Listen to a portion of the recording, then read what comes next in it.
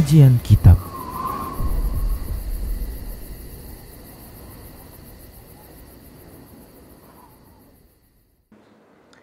Bismillah, assalamualaikum warahmatullahi wabarakatuh.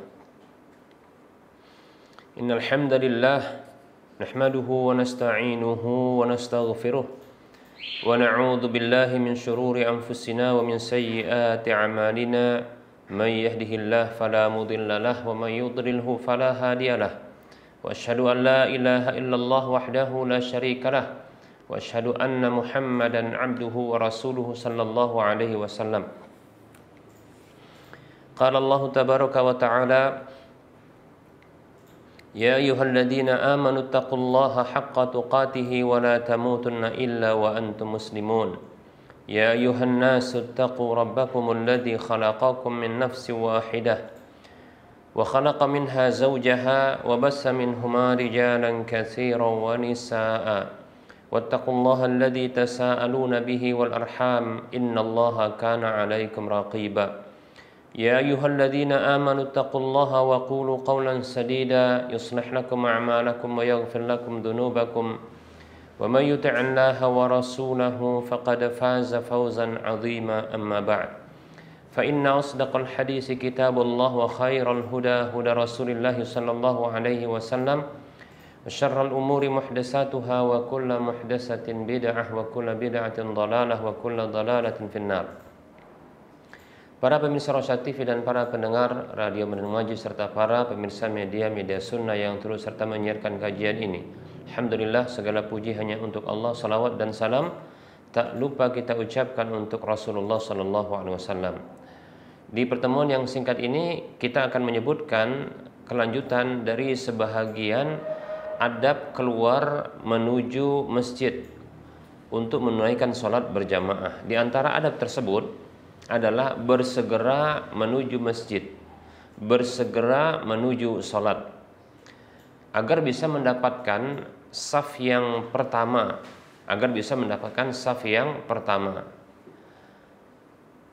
Dalam hadis yang diriwayatkan oleh Imam Al-Bukhari dan Imam Muslim dari sahabat Abu Hurairah radhiyallahu anhu, Nabi sallallahu alaihi wasallam beliau bersabda, di antara penggalan sabda beliau ini, dia mengatakan, walau ya'lamuna ma fit tahjiri lastabaqu.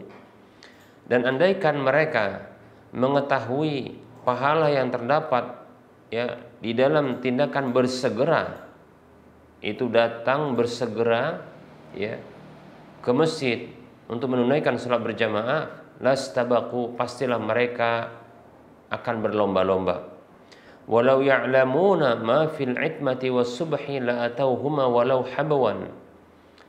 Dan andaikan mereka mengetahui pahala yang terdapat dalam salat Isya dan salat subuh, pastilah mereka akan mendatangi kedua salat tersebut walaupun mereka merangkak, walaupun harus merangkak, walaupun dalam kondisi merangkak.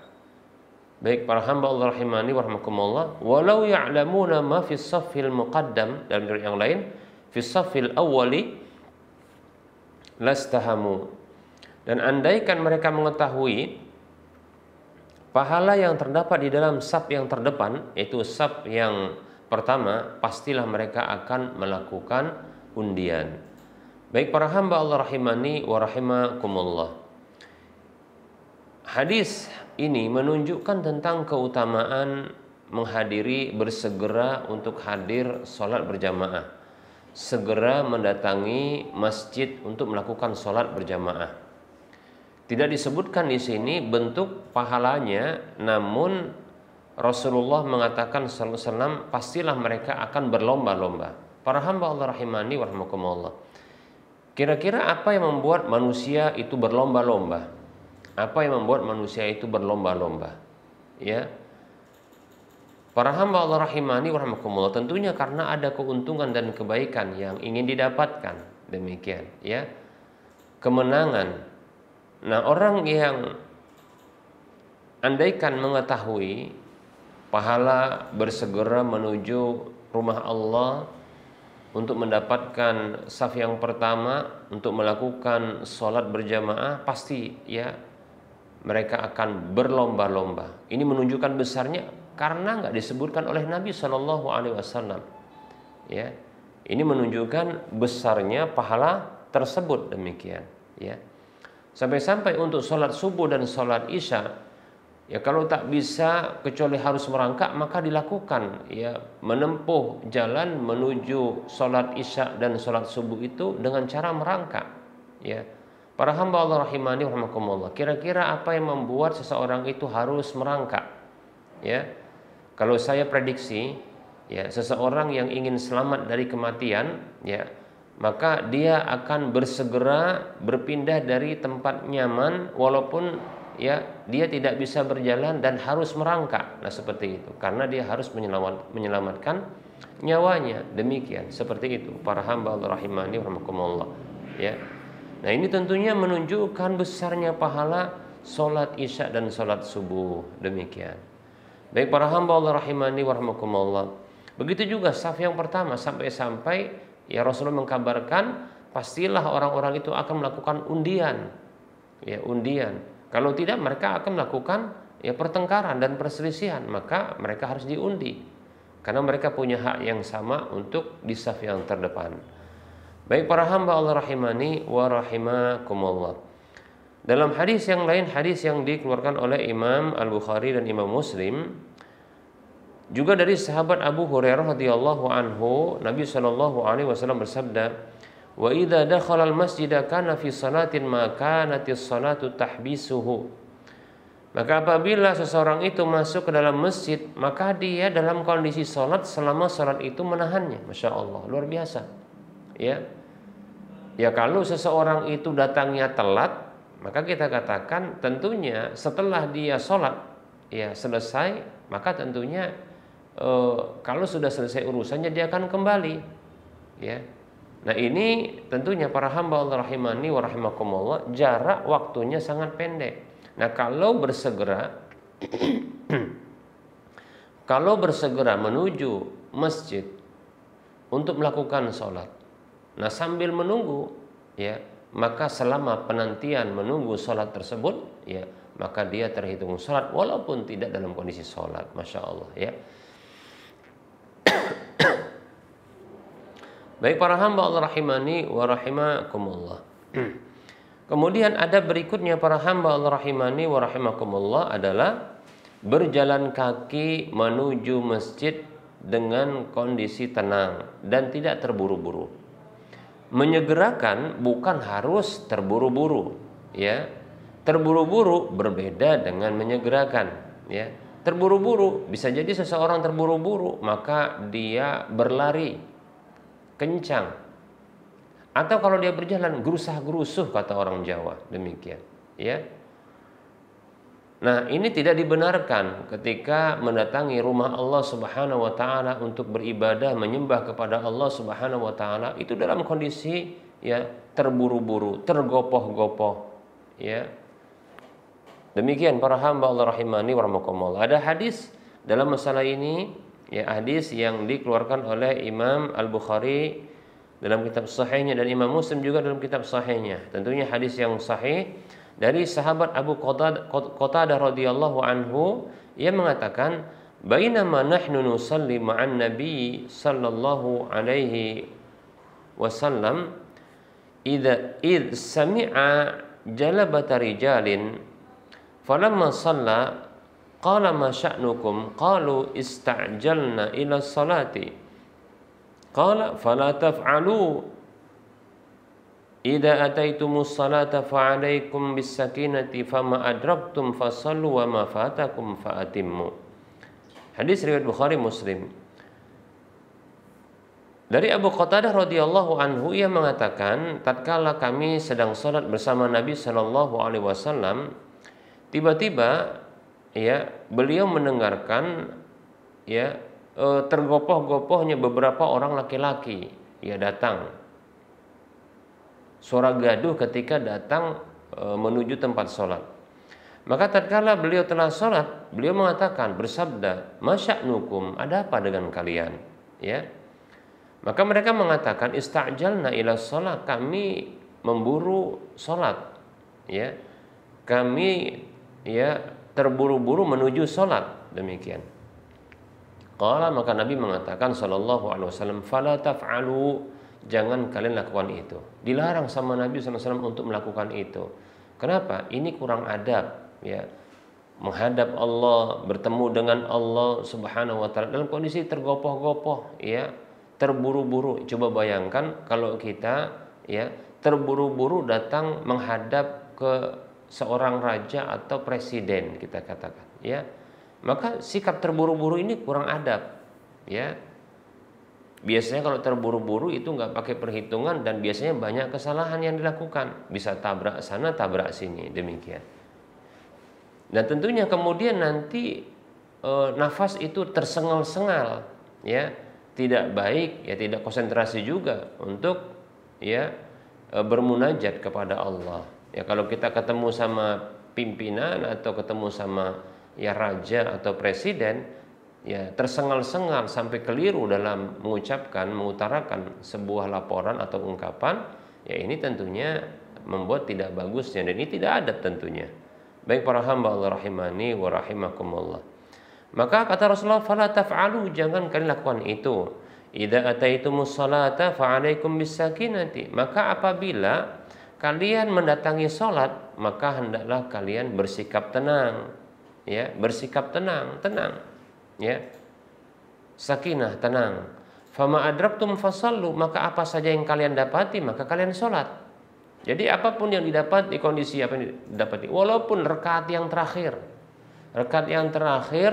ya, dalam kondisi imam itu sudah tasyahud akhir, maka tetap fasallu, sholatlah, bukan ditunggu sebagaimana, ya, perilaku sebahagian saudara kita yang tidak tahu, ya, malah mereka menunggu sampai salam seperti itu, padahal, ya, mereka boleh untuk masuk agar mendapatkan pahala berjamaah. Nah, seperti itu.